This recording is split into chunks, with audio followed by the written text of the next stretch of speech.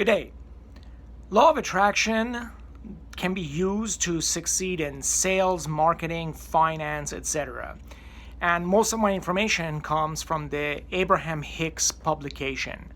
And I'm going to go into detail about the steps that they incorporate or teach as far as how you can succeed in the law of attraction.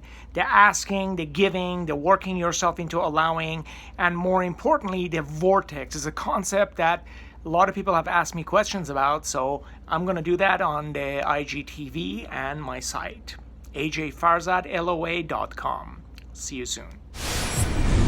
Good day, this is a.j.farzad with a.j.farzad.com, where you can see a link to my Facebook, LinkedIn, and YouTube videos for training. Okay, I'm back. So, Abraham-Hicks teach that the law of attraction is an easy process. Step one, you ask, you look for a desire, you have a contrast that causes you not to like something. At the same time, then you know what you want, right? Your customer tells you, this is not my buying cycle. You go to training, the instrument doesn't work, right? So when you know that you don't want something, you're immediately, what Abraham teaches is, you're shooting a rocket of desire. So you immediately know what you want. That's step one. Step two is not our job. Step two is the universe, and it will always answer us. Whenever you ask for something, it is always given. That's step two. Step three is the hardest part that most people find in this whole manifesting by intent process. Step three is you have to allow it. And then step four is when you get really good at this step three. And step five is that when you go to step one, you don't get pissed off, right? So I'm not going to concentrate on step 4 and 5. Right now, we want to just go through the first 3 steps. Abraham-Hicks also teach this concept of the vortex.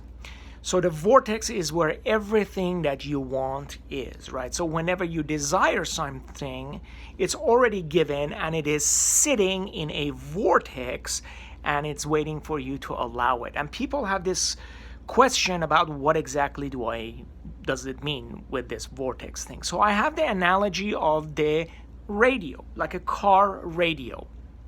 And I'm going to explain each step as it applies. So in general, the vortex is a radio station where all of the songs that you love are playing. But if you're not on that radio station, you will never be able to listen to it.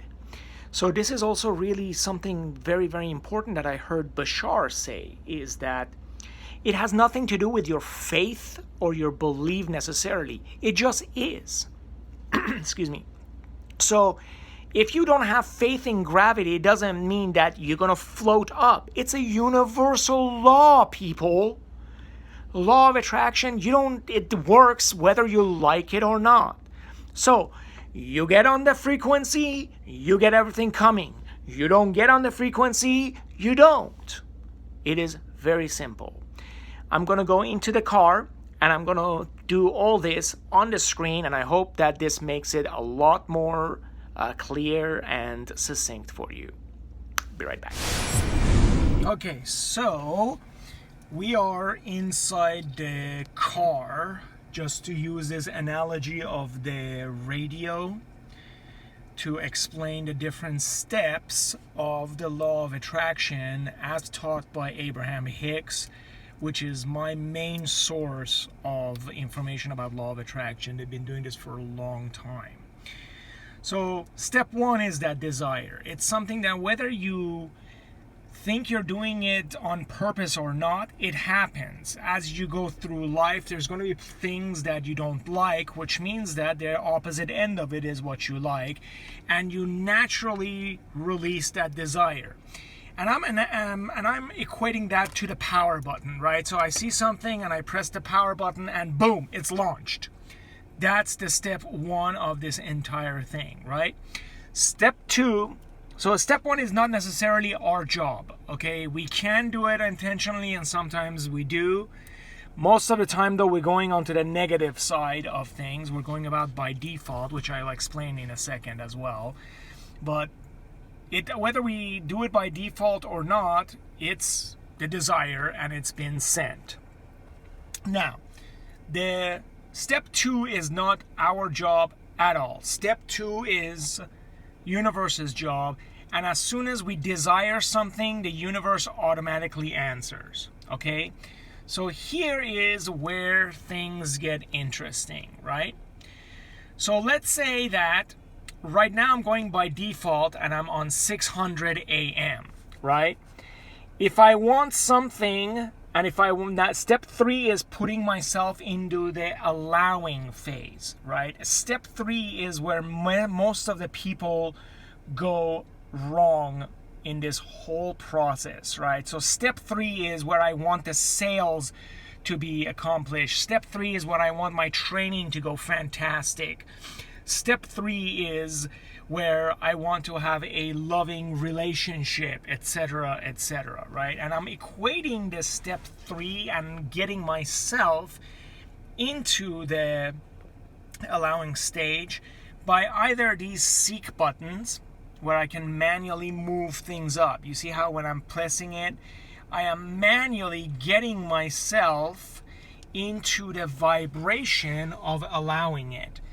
And obviously it has a scroll as well, so you can just kind of move things up and down, right? So step three, I am meditating, I am doing the focus wheel, I am becoming general. When I'm specific and things don't feel good is when I am moving down, right? And when I'm on purpose trying to get into a good feeling to get to my allowing stage of, let's say, 740, right? Let's say that is where I'm feeling really, really good. So I am purposely doing things in the morning or during my day, like a rampage of appreciation, etc., to get myself into the allowing mode. So my vortex, which I am equating to this station that has all of my playlist, every single song that I want to hear, it's already at 740, right? But if I'm here at 600, I can't hear it. So I have to get myself slowly to that 740 so I can receive all of the music that I want to hear and get the sale, get the relationship, get the body that I want, get the fantastic training. But most of the time, we're going by default, right? So I'm driving on the freeway and oops, there's traffic. So somebody just knocked this out and now I'm out of sync, right? Oh, whoops, I'm talking to a customer. The customer says, oh, I don't really want to do anything, right? So I'm allowing the customer mess with my vibration. I am allowing people to touch my seek button. And I'm going about listening to the station that the default experiences of reality, so to say, are dictating to me. So, the other thing that I wanted to kind of touch base on are these preset buttons, right? So preset buttons can be good or bad. A step 4 of this process is when you're getting really good at step 3. So if, for example, you're really, really good at step 3, and we said, what was it, 740, I think it was, right?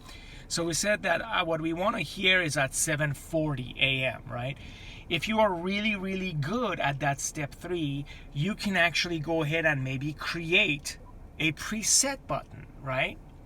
Because you're really good at allowing. So the next time that you go and the customer says, this is not my buying cycle, and they knock you off to like 690, you are so good that you realize it, you stop the momentum right there, and you can immediately go to your preset button. However, these presets could also be things that we have been taught or learned or think are true. Like, for example, let's say the 530, people have always told you money doesn't grow on tree, right? Let's say the 600, people have all told you that making money is difficult. You have to work really, really hard. Maybe people told you 1600. oh, only the people that come from money can make money. Investments that make you money are only available, let's say, what? To the rich, right? We have all heard these kind of junk, and sometimes we have internalized it. But remember, you can set your presets as well. You don't have to go about changing or erasing those preset buttons, right? You don't have to go and say, oh no, what I was told that money doesn't grow on trees is wrong. All you need to do is set it to something that feels good. So by concentrating on, oh, 530 is wrong, you're concentrating on 530. You're concentrating on the things that you want to get rid of. Let it go. Go to 740 and then preset your 530 to the 740 as well. So you start getting into the allowing. Whatever it takes, start reaching for a feeling that feels a little bit better. So I hope this makes sense to you. And as always, leave me questions and comments. Until next time, to your success. Thank you for listening, and if you would like to have this type of training for your organization, please email me at aj@a.j.farzad.com. To your success.